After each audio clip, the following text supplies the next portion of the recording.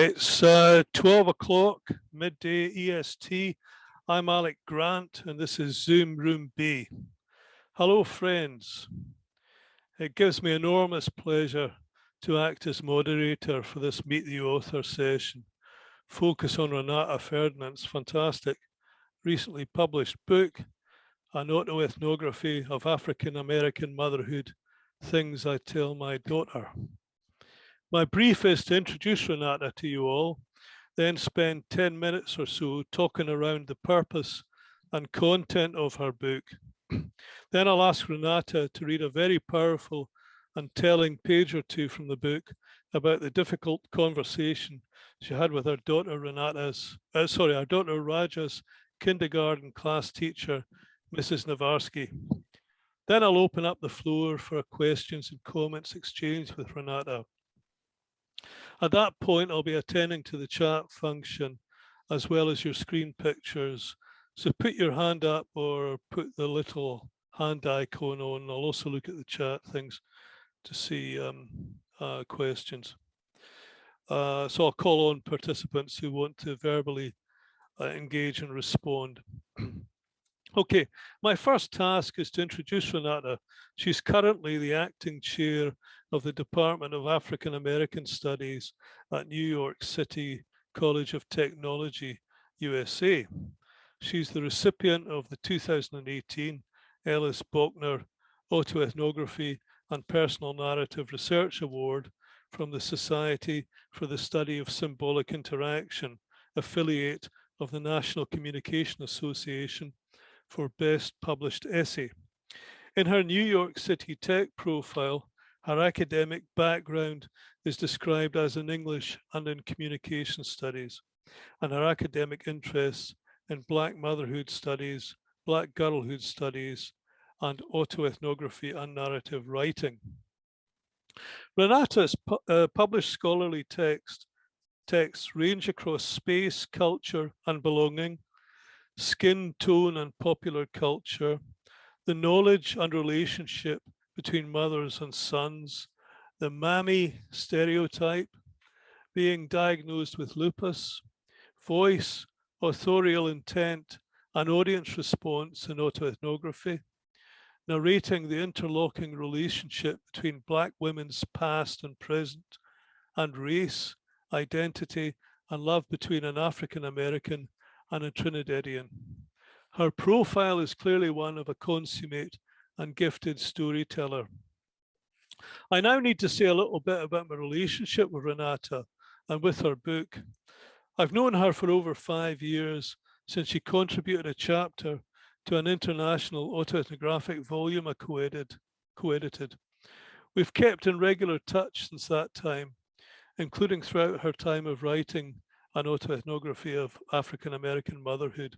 I've seen this book develop over the last few years, and I've been very privileged to read and comment on chapter drafts. I've been witness to and simply love the painstaking work Renata's put into her book. She's maintained a consistently high quality in her writing.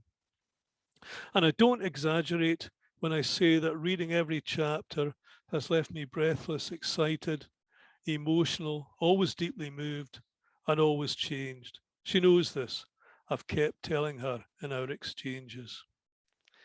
So I was especially privileged and honored to be asked to write the foreword for her book. And I want to draw and expand on this directly to convey to you my own particular take on the book's purpose and content before I ask Renata to read from it.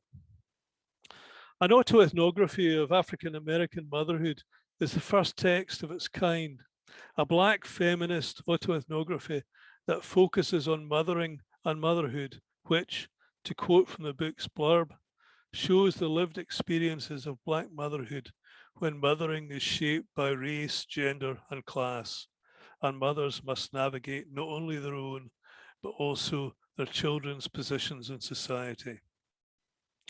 As a young, middle-aged, slave-descended Black mother, Renata thoroughly, passionately, rigorously, and impressively locates her lived experiences of African American motherhood in multiple contexts: familial, historical, social, and human scientific, philosophical, and in the context of being an academic struggling to have her voice heard in a predominantly white mainstream world. Her book speaks loud the importance of being, in Winnicott's and Bowlby's terms, a good enough mother, which is just as true in Auchtermuchty, in my Scottish neck of the woods, as it is in Macon, Georgia, or New York. In this regard, Renata's book is about the vital importance of reflexive parenthood. She represents this in her text, showing rather than telling the need to work against the stupidity of the distant, unreflexive parent who passively conforms to cultural mores and attitudes irrespective of how harmful these are to children. Readers of her book will realize how being a good mother to Raja, her daughter, is the most important thing in the world for Renata. They will be pulled into her text to feel what it's like to work at this task while constantly experiencing Jim Crow and Uncle Tom racist mentalities still alive and kicking in the US. In bringing up Raja, Renata has to grapple with these mentalities all the time. They extend to the middle class school, the school report, the taken for granted assumptions and attitudes of teachers, heads of schools, and others blind to their white privilege and institutional prejudice, to Disney cinema, bookstores, and beyond. Renata vividly conveys how, within such stickily enduring cultural saturation, the black mammy constitutes a persistent image and symbolic role model for the culturally complacent and unreflexive in both black and white communities. I've learned so much from Renata's book. I'm not just talking about historical and contemporary facts, about events such as lynchings and babies being torn out of their mothers' bellies, then stamped on by a white abusive herd. I'm not just talking about the problems young black girls and women in the US have with their hair and body shape. I'm not just talking about the problems that young black female academics in North America and no doubt elsewhere still experience in being taken seriously in their jobs and work. I am talking about all these things, important as they are. But most significantly, I'm talking about learning a lot about the particulars of Renata's integrity grafting and integrity crafting. In the face of daily confidence sapping micro abuses, put downs, dismissals, affronts to motherhood and to female and human dignity, it takes a lot of hard work to keep the wholeness of self and family life together. In the face of all this, plus the normal unexpected tragedies of family life, including serious illness, it takes massive extra dollops of talent and guts to craft integrity into a vital story that works on all levels, in being engaging, exciting, and accessible, while not compromising on sophisticated levels of theoretical argument and empirical evidence. I commend this book to you all. It deserves every success. And now, before I open up the floor for questions and discussion, over to Renata, who's going to read from her book about her encounter with the odious Mrs. Navarsky. Thank you, Alec. I'm going to speak kind of loudly because there's a lot of noise outside of my window. So I want to make sure that everyone can hear me. So I'm beginning at the bottom of page 54. She looked at me with a bit of certainty mixed with a little trepidation. She knew nothing about me, nor I her. All I knew was her name, Mrs. Navarsky, and that she had phoned me several times to talk about Raja's behavior in her kindergarten class. She sounded friendly enough over the phone, even though she was always calling with some bad news. Raja was standing too close to a child today, and it bothered her, the teacher. Rachel didn't return the book to the shelf after using it. Rachel does not know how to stand with her hands to her side while lining up for lunch. After a series of calls on what seemed like trivial topics, I decided to meet her in person. As we sat at the little brown table with tiny seats of various colors, she pulled out my daughter's classroom work. I saw her handwritten samples, the images she colored outside of the line, her tracing of letters and words, etc. Then she put all of the work aside. It's not her work that is a problem. It's her behavior, as I told you on the phone.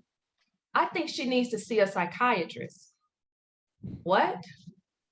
She doesn't take instruction well. She constantly tries to follow the other girls around the class as if she is trying to make friends, but she doesn't understand their refusal to play with her.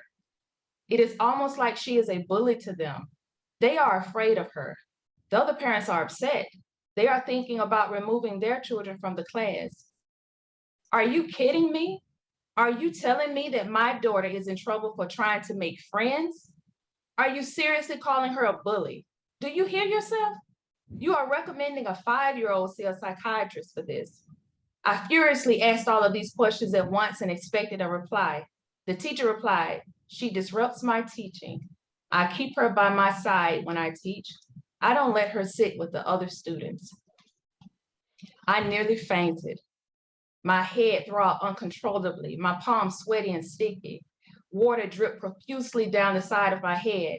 I used the back of my palms to gently swipe it away. I couldn't believe what I was hearing. I wasn't in some lonesome hick town tucked away in the South. I was right here in New York City, the urban capital of the North. I was having a visceral reaction to her statements, and she ended with the now unforgettable words that scarred so much that I wrote them over and over again. I know how this may sound, but you can't expect our children to be ready for a Black child, and you can't force people to accept this. Initially, when writing them, I hadn't considered the depth of the words. I wrote them again so that they could appear centered on the page. I know how this may sound, but you can't expect our children to be ready for a Black child, and you can't force people to accept this. Then I took my pen and wrote it again, but this time slowly crossing out unnecessary words. I can't expect our children to be ready for a Black child, and you can't force people to accept this. I looked at the words again and read them to myself. To myself again, I read the words, yet something wasn't right. I grabbed my pen, striking more words. I can't accept our children to be ready for a Black child and can't force people to accept this. But I kept striking. Something still was amiss. I can't accept this. I saw the new sentence that I felt reflected the teacher's thought. I wrote, I can't accept this. We sat quietly for a few moments. I didn't hear this in Georgia. I looked out the window and saw the city. I saw all the things I couldn't hear: a cat rummaging through the garbage, a street sweeper zooming down the block, an ice cream truck signaling for the kids, the yellow taxis racing to catch the light. I saw the New York not advertised, the neighborhoods dominated by a single racial or ethnic group, the isolation between Black and white races, the complex patchwork of New York City segregation, the only 1 in 4 New Yorkers in integrated neighborhoods. How did I miss this glaring fact? Silence. I wanted to grab the teacher forcefully, shake her senseless, and scream, "You have some fucking nerve. What do you mean my daughter is a bully for trying to play and befriend other kids?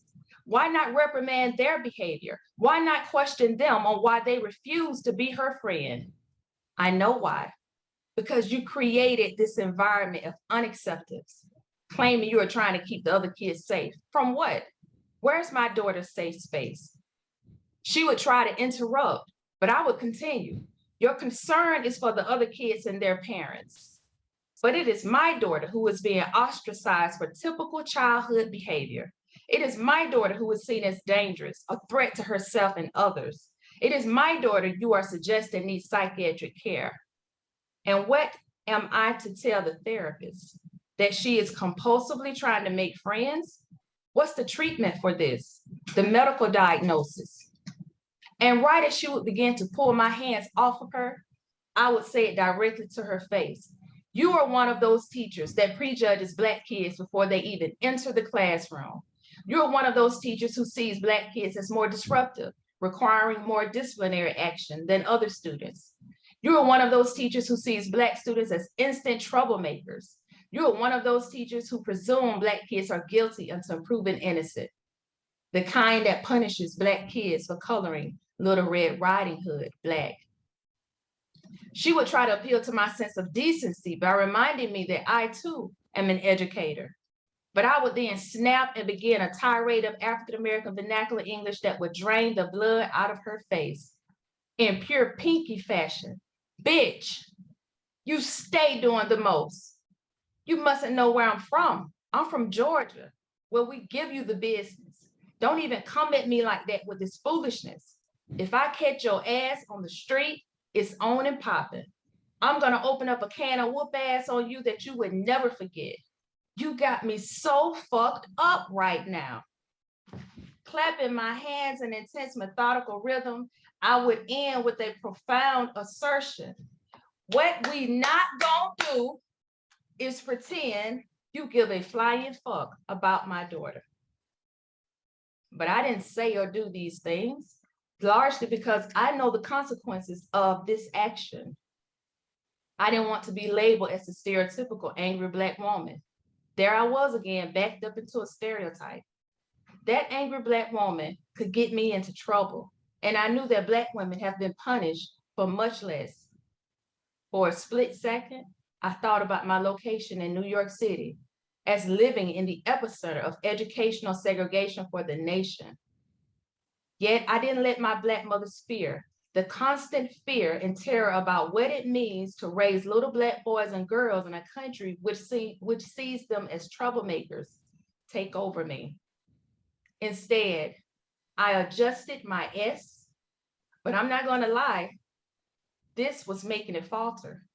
Arose from my seat, thanked her for her time, and exited the building, still believing, as Lindsay does, Black girls are not adults. Black girls deserve a childhood and an adolescence. I kept repeating my daughter's name, Raja, Raja, Raja. I don't know why. Maybe doing so brought me comfort. Maybe I was trying to conjure some response. Maybe I was recalling my feelings for her. At that moment, I hated the world I brought her into. I knew that she was viewed, like most Black girls, as more adult than her white peers at almost all stages of childhood, beginning most significantly at the age of 5.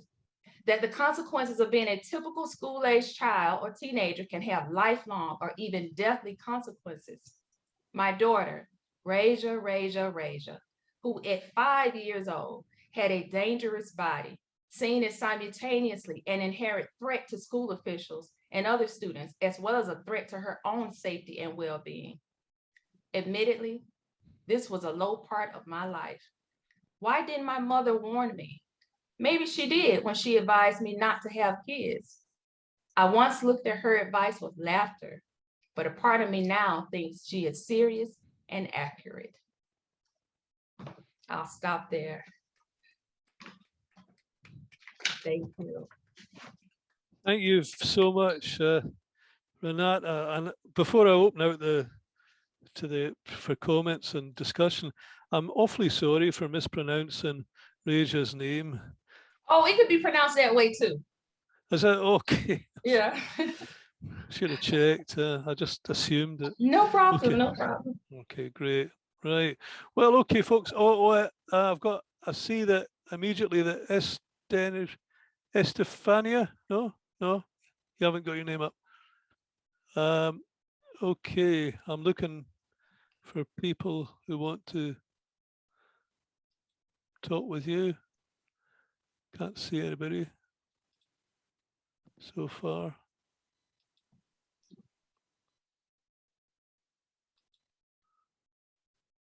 No.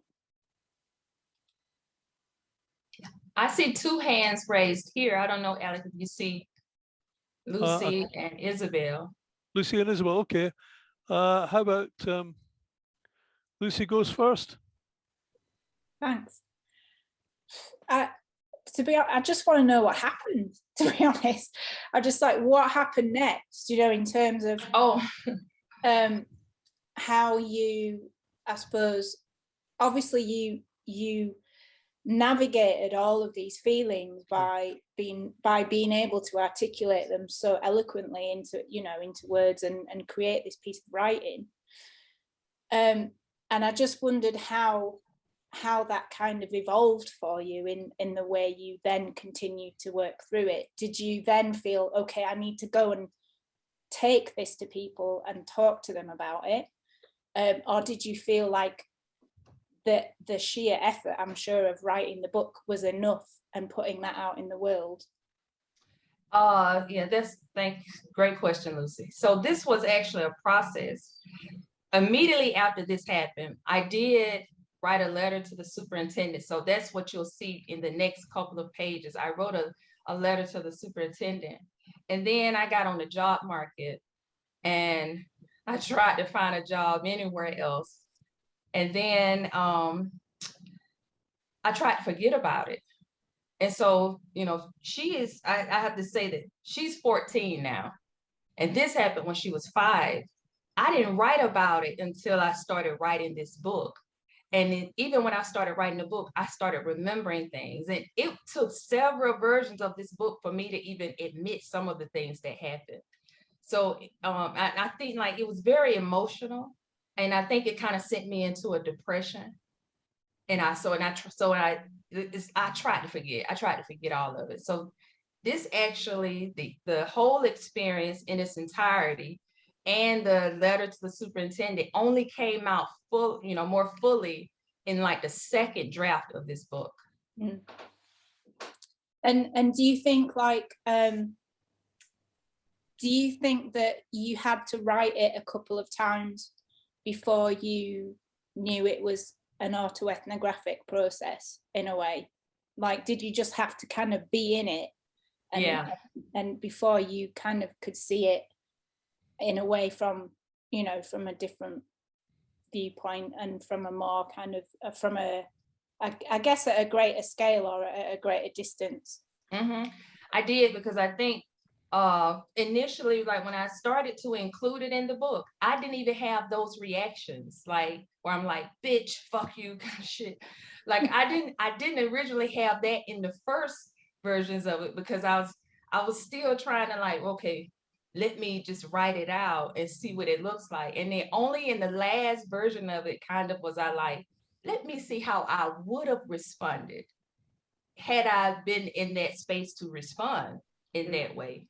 Yeah. So yeah, it more came out. And I think like even in the process, more of my feelings came out. I think I was very stoic towards it, the whole experience, in order to like remain composed, if that makes sense. So I tried to remain, so I was like, let me not say this, because I didn't want to, the tears, all of that, everything started falling apart. So yeah, that was a part of the process. Okay. Thank you. Okay, we've got 5 more hands up. I'll take them in order. So it's Isabel. Isabel. Hi. What an amazing excerpt. Thank you so much for sharing. Something that I noticed is when you were thinking about what the things you wanted to say to this teacher, you said like, I'm from Georgia. This kind of like, I was also born and raised in the South, so I have that sort of like attachment to that idea as well. And I think about how that contrasts to you sort of situating yourself in New York, this epicenter of education, et cetera. And I'm just really interested in how your sense of place and of space, geographically, regionally, influenced your sort of like reading and understanding of these experiences and of, the self that comes about in this kind of work. Yeah, I think when I first moved to New York, and a lot of things kind of took place. You'll see if you read the rest of the book, you'll see where, I had to explain, the word nigger to Raja when we saw it and here in New York City. And that was a different experience for me because I hadn't, been confronted with something like that in Georgia. And people would think that I had because I was from Georgia, but it was in New York City where I had that experience. I think a lot of my time here in New York City, mentally, I was still in Georgia.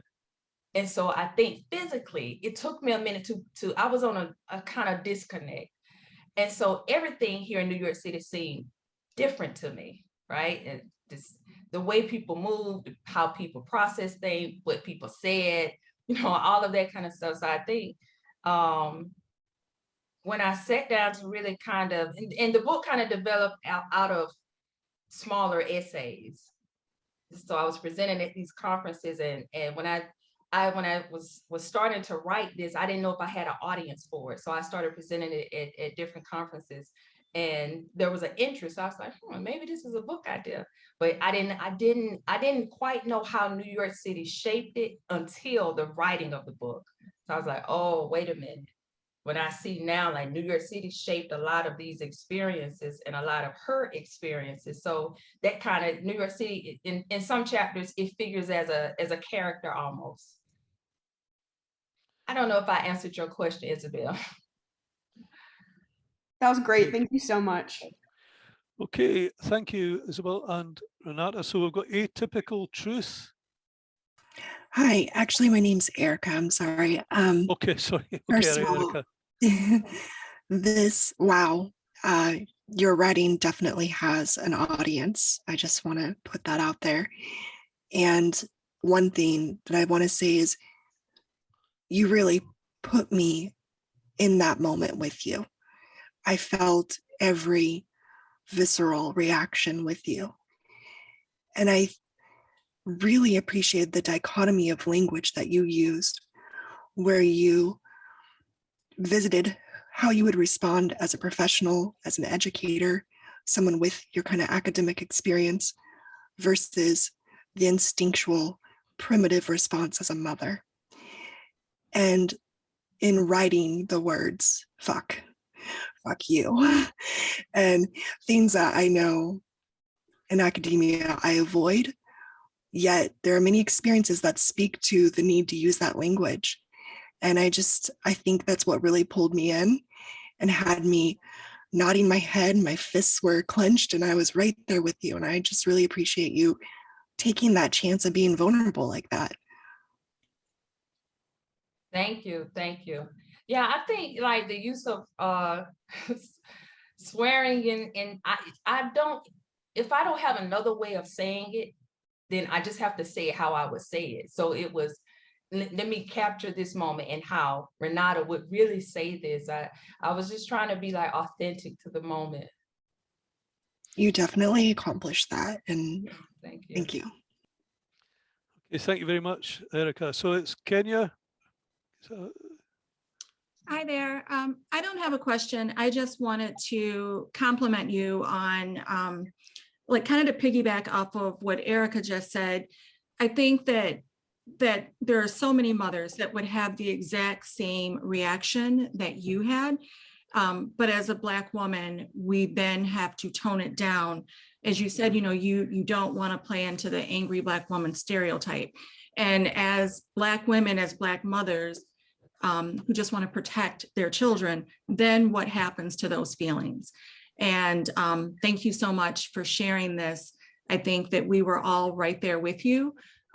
Many of us have had, if not the same or similar experiences where all we want to do is protect, and we feel like there's this person in our way, but then we have to tone it down so that we don't come off as an angry Black woman, so that we don't get tuned out and then people actually hear us. So thank you for sharing what a lot of us feel in those moments. Thank you. Thank you, Kenya. Thank you, Kenya. So it's Elise.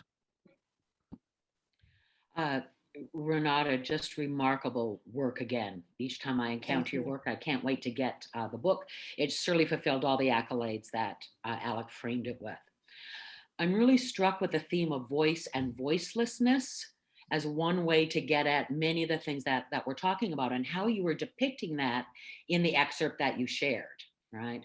As certainly you experience things that you cannot say. But that particular moment of, I would have, that subjective, that imaginative, which is literally impossible in the moment, but only possible through reflexive autoethnography that allows this proliferation, right? And I was very struck. And then you started talking about stoicism. There's themes or words that keep coming up in our talk that have to make static, to make a statue, to swallow everything. And I'm really struck by that. Particularly, I'm wondering about how over time these other voices developed, as you've said. I couldn't do them 10 years ago, 15 years ago. Is it so much a coming to voice, or this notion of an excavation, a release of voice that is in there? Because I would bet, I don't know you, but I bet inside you were doing to this woman's, you just weren't showing it in that I become a statue, right? And in the moment, it reminds me of Medusa, the statue that could freeze people. And so I've got this image of you with these snakes of discourse. And this, in this moment, I can't do this, or there's going to be some turn into stone. I'm not sure I want to play that, but that voiceless, trapped, excavation over time, and how I think you are just brilliantly using autoethnography as possibilizing, right? We live within the limits of our life. Autoethnography reinvents possibilities that may not be in that moment. But I bet you that your daughter, for whom this story is written, is going to have that moment, right? It has that making. Beautiful work. And I'm going to continue to think about this struggle, this double bind as it plays. Thank you so much for putting that in my day today. Thank you, Elise. Yes, it was an excavation. When I start the introduction, I say like, I admit in the introduction that the earlier drafts of this book didn't include my voice in the way that this one does.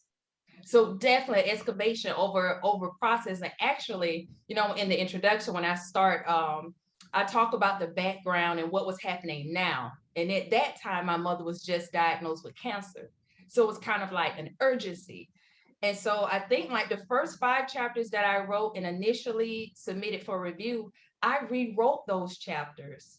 In the last final version, I rewrote out because I wasn't that person anymore. And so I just said, I needed to find my voice, and I was going to make sure that this book was reflective of my voice. And I theorized in the introduction on why I had not really fully used my voice. And it's always a lot of factors to it, like educational training, being brought up in the South, a woman, all of those kind of things kind of influenced it. And so there are some chapters where I devote to my alter ego, and I call my alter ego Pinky. And so I'm saying in my Pinky voice. So Pinky was the one who got it. Okay. Yes, that's Pinky who's doing it. Yeah. So yeah, that whole process of, okay, how can I say, what would Pinky say? And so she kind of comes alive in the writing of this book, when a year ago, I wasn't sure who Pinky was. Right. So like, even I'm in the process now of developing more of her. Yes. Renata, I can't wait to meet Pinky on the page and in future performances. So thank you. Yeah. Thanks, Elise. Okay, Lavette. Hi, I'm so excited about this book. I cannot wait to get my hands on it. I think you inspire me, and I thank you for sharing your story, because I know how exhausting it is as a Black woman in higher education to even share these moments and saying, I'm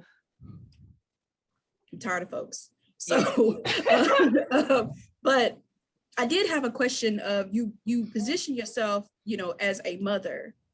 How do you see this book mothering young Black women in higher ed? Young Black women in higher ed, in the book, I kind of talk a little bit about my experience in higher ed. there was a silencing of my voice in higher ed as a mother. So when I was initially beginning this research, it was like no funding for nothing. I had no summer funding to do nothing, you know, all of that kind of stuff. And when I talked about my research at departmental stuff, it was kind of like my research because it was the personal, right? It didn't have scholarly merit, you know, it was that kind of battle. So when I this was before, now, you know, I'm the chair of the African American Studies department, but I'm coming from an English department. And so it was a lot of traditional literature, poetry. There wasn't a space for what I do.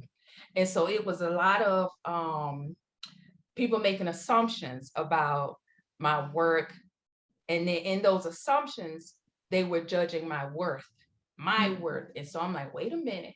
And so it's like the fact that I have to, I'm talking about my daughter, and the larger book is a multi-generational story. So that's why I titled it Things I Tell My Daughter. It's actually what my mother has said to me and what I've said to my daughter. So it kind of tells that what my grandmother said to my mother. It's a tale like that, but there wasn't a space for it. Right. So even though I started publishing even more, you know, journal articles and books in the department I was in, there wasn't a space for it.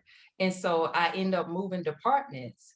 And so it took me to do all of that, you know, when I was going up for promotion, and I had things listed from, you know, my publications of articles and things, because it was autoethnography, they would debate it, like if I was worthy of associate professor, you know, so it has that kind of stuff with it. I think that it is a journey, right? So if I'm telling a Black woman that's coming, that's why I do it, right? When I think about who's coming behind me, all right, who came before me that laid this path, who's coming behind me? So I try to create situations that can foster that I'm not alone on this journey. Somebody's coming. So how can I make her path a little bit easier, you know, standing on my shoulders, because I'm standing on someone's shoulders. So it's a journey and it's a process, and you will have to get comfortable in knowing and being comfortable with who you are and what your purpose is. Yes. I hope I answered your question, but you did. I know that struggle.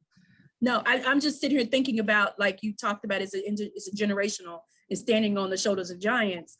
And I think even if we take that understanding of, you know, the mother, you know, the grandmother, the mother and daughter, and we look at how Black women walk into higher education, and it is that old school OG Black lady faculty member.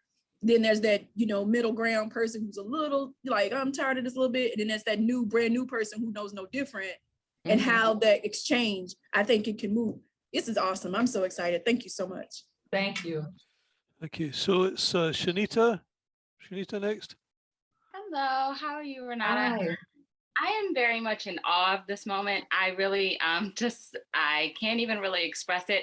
I just wrote my master's thesis like last year, and I referenced you. So like to be speaking to you right now is like amazing. It's an amazing moment. And I don't actually have a question. This is all just going to be commentary because I'm very touched by this moment. I'm very touched by your work and your book, and it like inspired me. And I'm very overwhelmed because of writers like you, like I got honorable mention for outstanding visual project. People like you who inspired me here. So like tomorrow I'll be getting an award, but I'm just like, oh, in so many ways, like that can be contributed to Renata and like others who like used your voice to help me realize that I had a voice. And thank you for like, even just looking in your excerpt at those moments where, you know, like you have to comprehend the tension of the moment of like being an angry Black woman, but then also it's a very vulnerable moment, right? Because like you don't even understand the severity of like the insult that people are giving to you and how hard it is to even process that at that moment. So you're like both angry and sad and upset and like depressed. And it's so completely just overwhelming, right? Because like everyone's just like, oh, why didn't you fly at the handle, right? Because you got your friends who are just like, oh, I would have said blah blah blah blah blah. And like you have the tension over here of like, but I couldn't even comprehend all those things. So as you were talking about writing out what was really being said to you, I was just like there completely with you. So like really, again, I'm sorry for like going on and on and on. But again, No, I'm just you're good.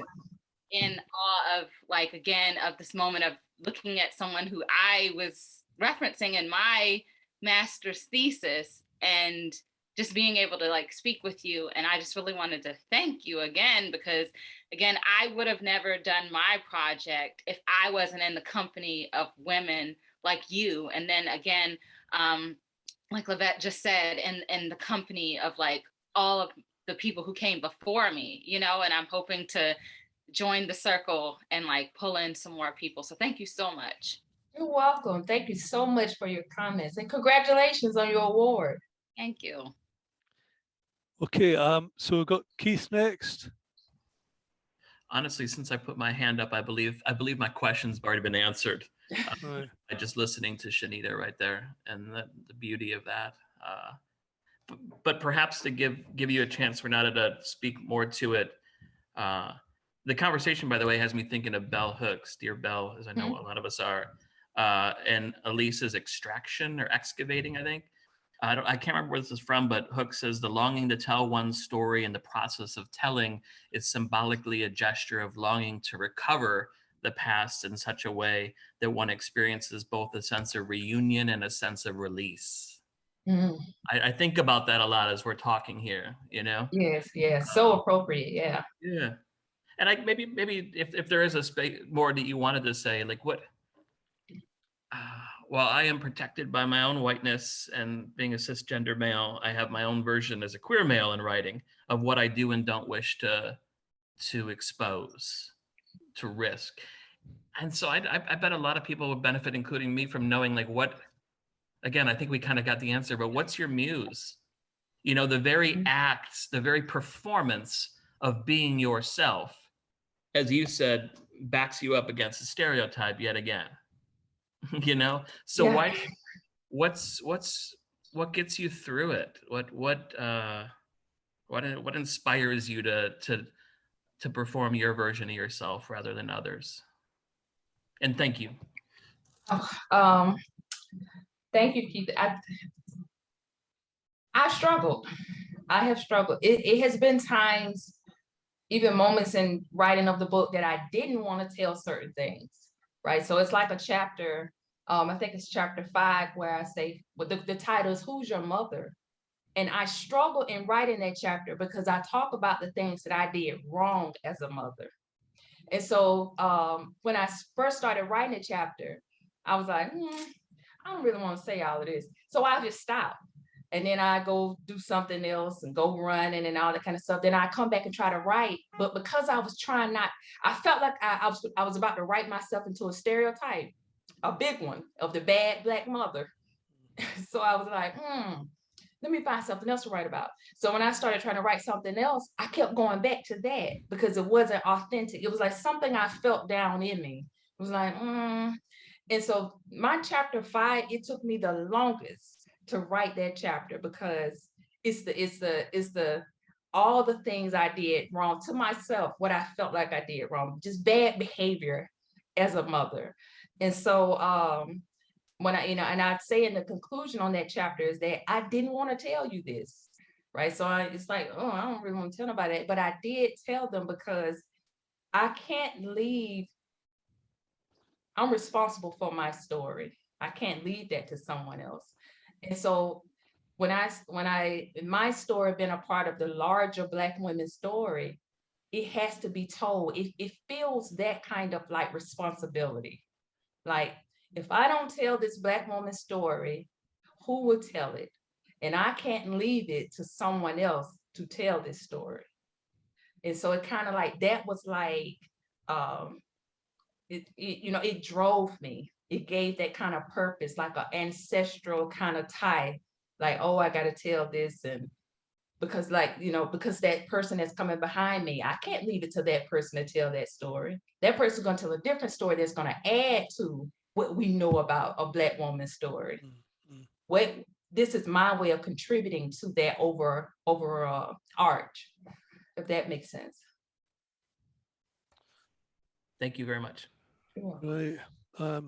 I can't see any more hands up. I know there's lots of comments. Can't see any more hands up. Nope. Does anyone else want to ask Renata anything or make any questions? I'll have a look at the chats. We've got 5 minutes left. I'll have a look at the chats in a minute. I just want to say, I mean, Richard's got, I'll just quickly say, it's what a privilege it's been knowing you, Renata, and, you know, being your friend, and you're my friend, and it's fantastic. And I'm so proud, and it's wonderful. I'm speechless. It's great. So, I'll pass over to Richard. Richard. Oh, thank you, Alec and Renata.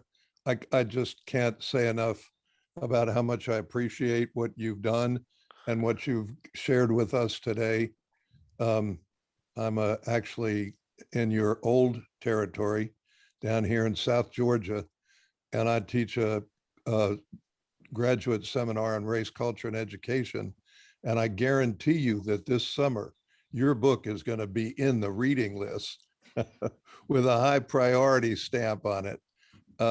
And, you know, the thing that struck me when the phrase angry Black woman comes up, you know, it's really an annoying phrase, particularly when you hear it down here in the South, where it's clearly racist based without foundation. And I think what you brilliantly did in that short section that you read us was to show that what a real angry Black woman is, which is a legitimate, righteous anger about horrible injustice.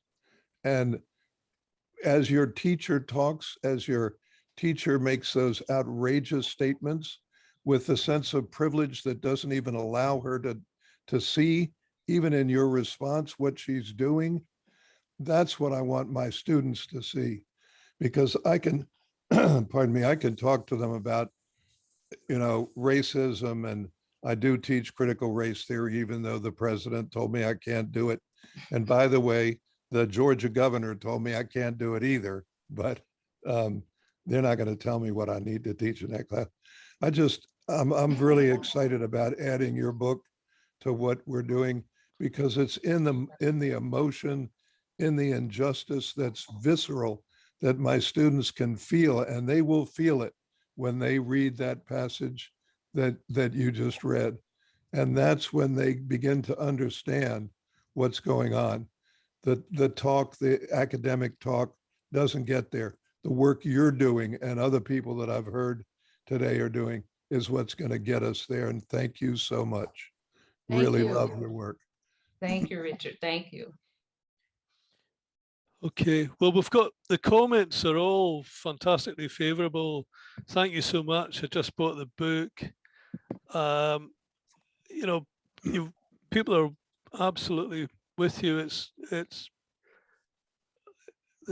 quite a lot of comments, and I've only got a couple of minutes left to. Very powerful, game changer. I needed this. I'm a fan, Garling. Thank you.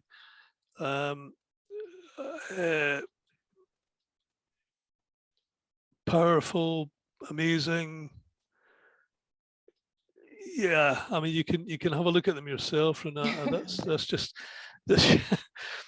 Alec, I got a question. Oh, sorry. Okay, yeah. Okay, it's Lavette again. It's Hello, Lavette again. Lavette.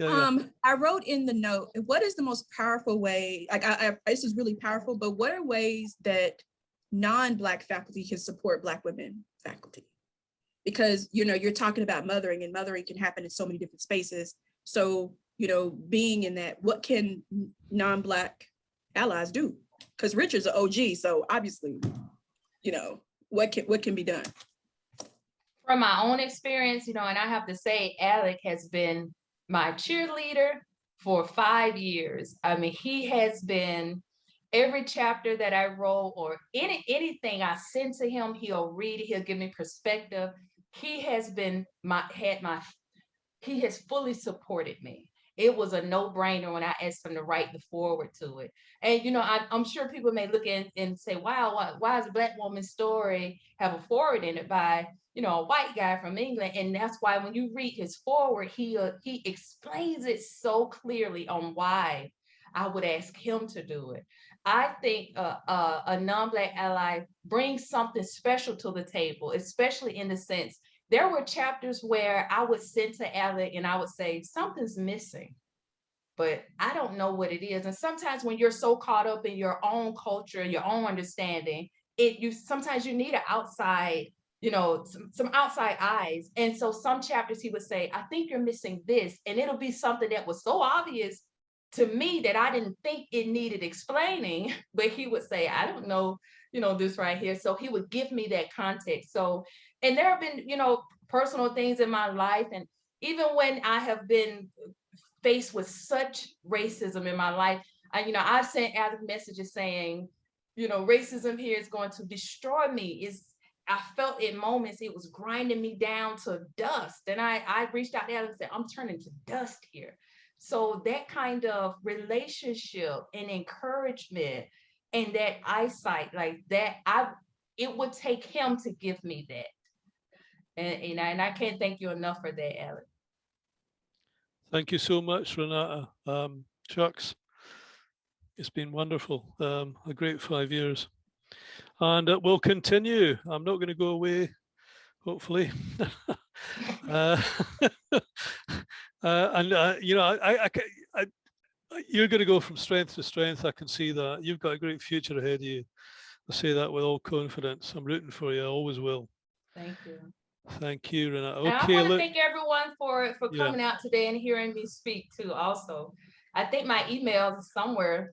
I would love to be in contact with you know, other people about your research and what you have going on. So I really welcome feedback. You guys are a welcoming presence. So emails from you guys will be wonderful. Okay. Well, great. Oh, that's off to Renata. Thank you. Thank you. Cheers.